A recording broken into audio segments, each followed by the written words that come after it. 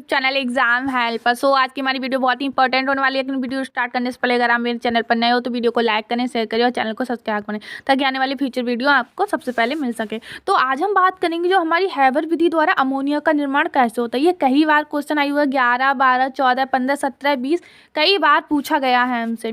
तो सबसे पहले हम क्या करेंगे, इसकी थ्योरी पढ़ेंगे, उसके बाद हम डायग्राम के बारे में बात करेंगे। तो हैबर विधि के अनुसार क्या है हमारा कि अमोनिया कैसे बनती है।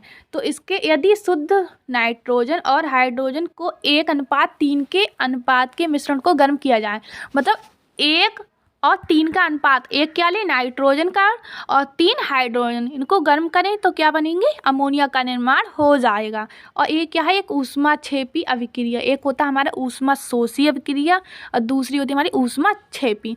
शोषी का मतलब क्या होता है, शोषी मतलब शोषण करना, छेपी मतलब बाहर निकालना, छेपी का मतलब होगा बाहर निकाला, तो ये ऊष्मा को क्या करेगी, बाहर निकालेगी। ऊष्मा छेपी की क्रिया ऊष्मा को बाहर निकालेगी और ऊष्मा शोषी की करती है, ऊष्मा का एब्जॉर्प्शन करती है।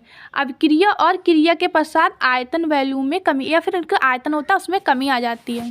इसलिए जो लासाते नियम है, लासाते नियम आप सबने पढ़ा होगा, इसके अनुसार क्या है, अगर हम कम ताप और अधिक दाब रखें, कैसा, कम ताप और अधिक दाब पर, तो हम क्या अमोनिया अधिक मात्रा में उत्पन्न कर सकते हैं।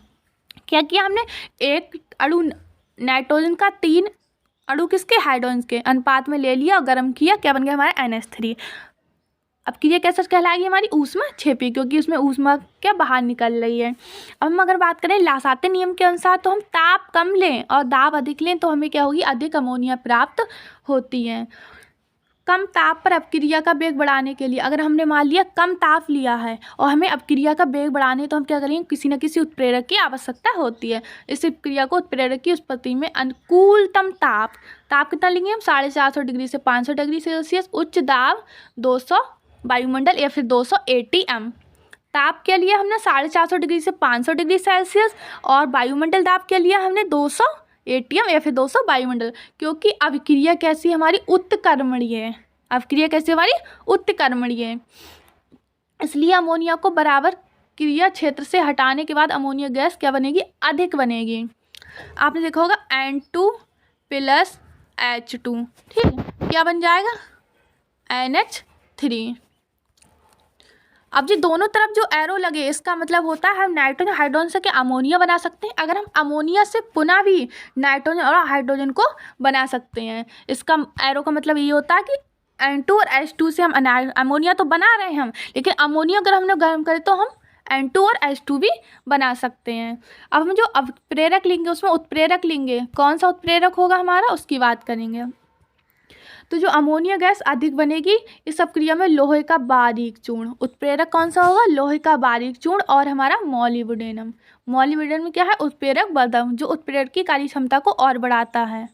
उत्प्रेरक क्या काम करते हैं, क्रिया की दर को या तो बढ़ाते हैं या घटाते हैं। तो जो उत्प्रेरक दर वर्धक है वो क्या करता है, क्रिया की दर को बहुत अधिक बढ़ा देता है। सूक्ष्म मात्रा प्रयुक्त होती है, जो उत्प्रेरक की मात्रा होती है सूक्ष्म प्रयुक्त होती है। पहला क्या हमारे लोहे का बारीक चूर्ण और दूसरा मॉलिब्डेनम। इसमें क्या है, गैसीय मिश्रण शुद्ध होना चाहिए, जो हमारा गैसीय मिश्रण है वो शुद्ध होना चाहिए, जिससे उत्प्रेरक विषाक्त ना हो, मतलब जो हमारा उत्प्रेरक है वो खराब ना हो। जैसे मान लिया हमने शुद्ध नाइट्रोजन, अब हम इसकी विधि की बात करेंगे। पहले तो हमने ये कर लिया कि इतनी इतनी चीज़ें हमको होनी चाहिए। अब हम विधि की बात करेंगे। N2 और H2 को 1:3 के अनुपात में क्या करेंगे, हम मिला लेंगे। हमने वायुमंडल कितना दाब कितना लिया था, 200 एटमॉस्फेयर। तप्त लोहे के बारीक चूर्ण, उत्प्रेरक कौन कौन सा था, तप्त लोहे के बारीक चूर्ण, जिसमें क्या था, मॉलिब्डेनम उत्प्रेरक वर्धक भी मिला होता है। फिर क्या करेंगे, हम ताप लिया था 450 डिग्री से 500 ताप, अब 500 डिग्री सेल्सियस पर हम इसको गर्म करेंगे, जिससे क्या होगा, हमारे 10 से 15% अमोनिया प्राप्त हो जाएगी। हमको ताप कितना लेना है, 450 से 500 डिग्री सेल्सियस तक।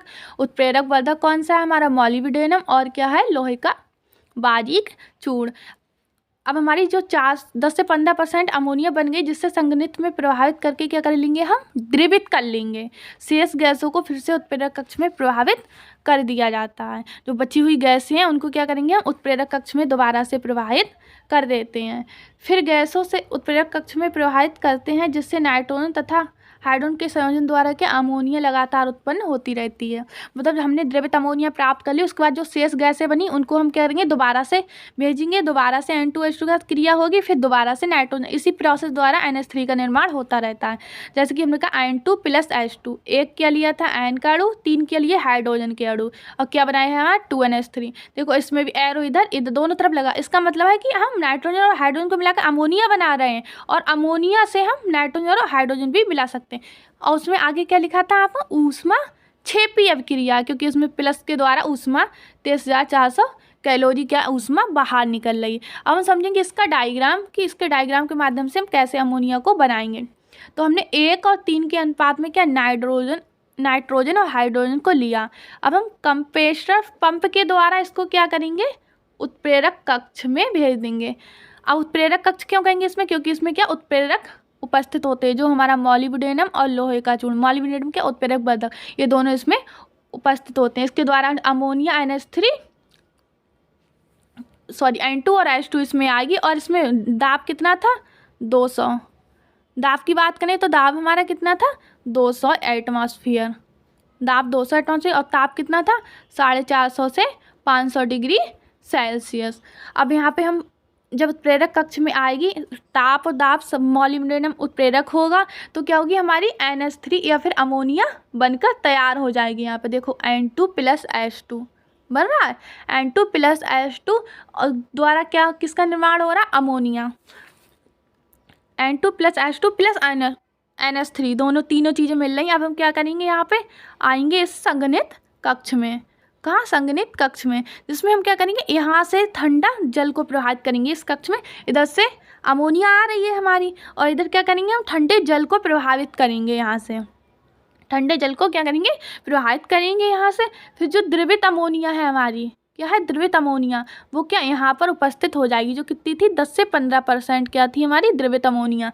लेकिन जो शेष बची हुई गैसें हैं वो क्या, उनको क्या दोबारा हम किस में, सर्कुलेशन पंप में भेज देंगे, फिर दोबारा वो यहाँ से होकर कहाँ आ जाएंगी, कंप्रेसर पंप में दोबारा से आ जाएंगी, या फिर यहाँ से आने के बाद उत्प्रेरक कक्ष में दोबारा यहाँ आ जाएंगी, दोबारा वही प्रोसेस होगी, दोबारा वही डिग्री सेल्सियस ताप होगा, मॉलिब्डेनम उत्प्रेरक होगा, दोबारा से NH3 बनती रहेगी। इसी प्रोसेस में अमोनिया का निर्माण होता रहता है।